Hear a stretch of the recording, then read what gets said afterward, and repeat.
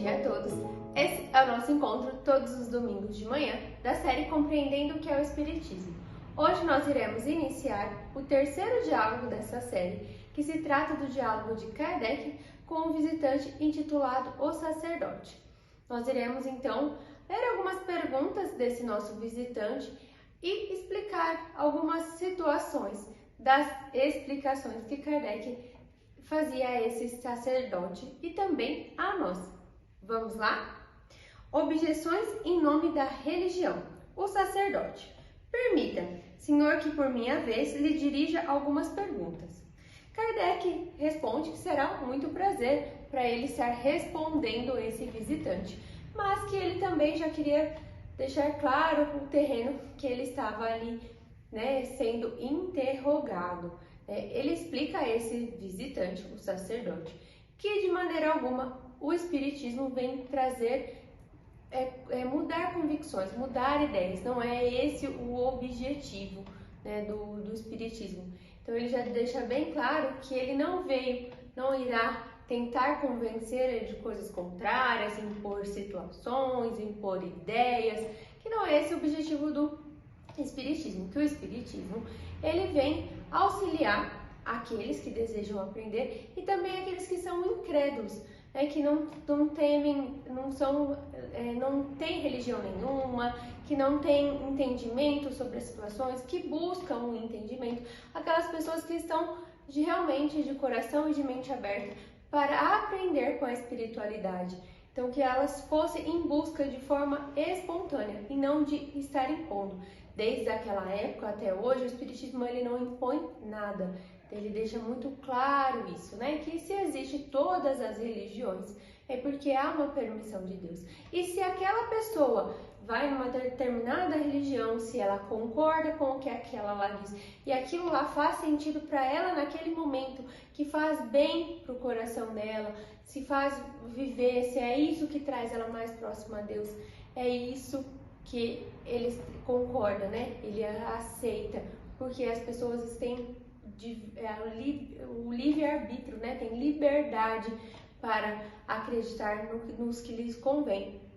Kardec ainda cita, que se uma pessoa ela concorda na mente dela que ela acha que o Sol que gira em vez da Terra, que para ele, se aquilo lá faz sentido na vida dela naquele momento, não é o Espiritismo que vai mudar a ideia, O Espiritismo não vem em nenhum momento para impor nada aos seus estudiosos, aos seus frequentadores, Porque se, então, esse sacerdote, esse visitante, quisesse ter um entendimento maior, ele pegasse os livros, pegasse todo o estudo que a espiritualidade estava trazendo, que ele ia entender, compreender, e ele teria total liberdade de aceitar ou de repudiar aquilo lá, tá? Então essa foi a explicação de Kardec para essa primeira pergunta do sacerdote.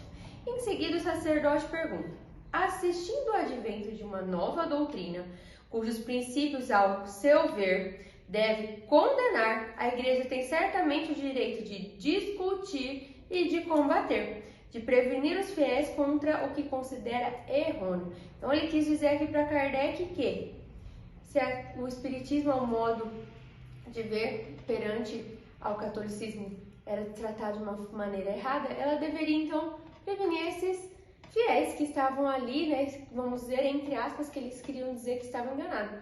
Mas Kardec, então, o que ele fala? Era lá, era eles que estavam fazendo uma imagem errônea sobre o Espiritismo, porque eles estavam querendo persuadir as pessoas, e impor situações que não eram verdade. Eles estavam fazendo os sermões, estavam tendo escritas em nome da religião, para que eles conseguissem convencer esses fiéis que o Espiritismo era errado, que era melhor eles serem incrédulos do que seguir o Espiritismo.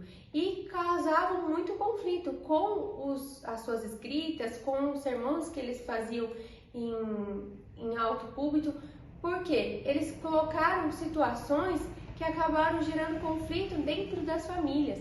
Se uma esposa era seguidora da doutrina espírita, o marido então era persuadido pelas religiões para que ele se separasse da esposa porque ela estava errada e vice-versa, ou aqueles que eram incrédulos que eles não deveriam seguir porque senão eles também iriam ser julgados, ser condenados. As pessoas também perdiam seu emprego, seu sustento porque acreditavam no espiritismo. Então eles preferiam que as pessoas passassem fome, porque se elas estivessem passando necessidade e elas também fossem seguidores do espiritismo, eles não poderiam servir o pão ou fazer a caridade, porque ela acreditava no espiritismo. Então eles preferiam fazer as pessoas passarem fome, e isso estava errado. A gente sabe, fora da caridade não há salvação. A gente precisa entender, compreender e viver isso, né? Independente de qualquer situação, raça, cor, credo, e todos somos filhos, né, de Deus. E nós estamos aqui ou para servir ou para ser servidos, depende da situação, que nunca nos falte essa visão. Então ele já alega que eles estavam totalmente errados, porque eles que estavam defamando o espiritismo e, além de tudo, sem conhecimento de causa, sem estudar. E aí ele continua: sendo sensato, um homem certamente deplora tais excessos. A igreja, porém, não pode responsabilizar pelos abusos cometidos por algum de seus membros menos educados.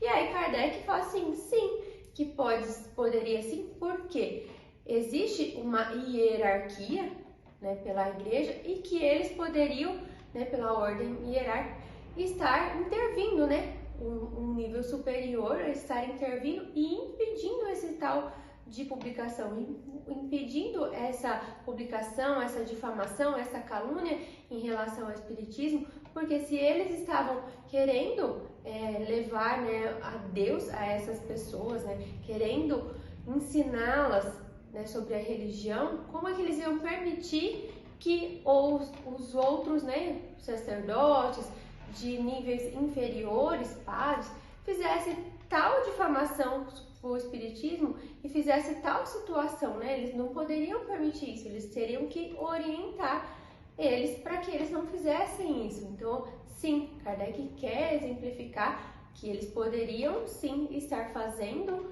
isso, podendo intervir e impedir que eles continuassem com esse tipo de calúnia e difamação sem conhecimento de causa. Bom, essas foram as 3 primeiras diálogos, a primeira parte do diálogo de Kardec com o sacerdote. No nosso próximo encontro, no domingo, nós iremos continuar com esse diálogo, que é muito interessante. A gente vê como as coisas eram engessadas, como cada um tinha ali seu meio de pensar, e que hoje ainda a gente sabe que tem muitas coisas que são engessadas, que a gente tem que respeitar o grau de evolução de cada um e o nosso também. Nós, afinal de contas, estamos aqui para evoluir. Certo, pessoal? Muito obrigada, um ótimo domingo a todos, gratidão, e não deixe de acompanhar os nossos vídeos, as nossas séries, todos os dias aqui nas redes sociais do Centro Raimundo Mariano